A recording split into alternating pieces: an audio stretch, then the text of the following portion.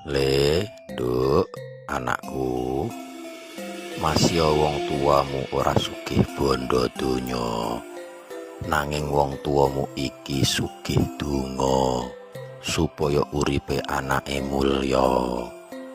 Masya wong tuamu iki ora duwe daya, nanging wong tuamu iki wani totoan nyawa kanggo nglahirake lan gedhekke anak-anake.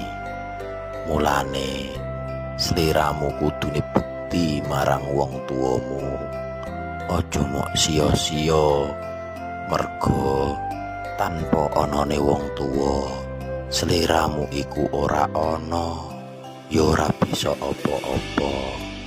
Mulane kudune sliramu bener-bener bisa bekti marang wong tuamu. Eling-elingen pesenku iki oleh nduk anakku kabeh.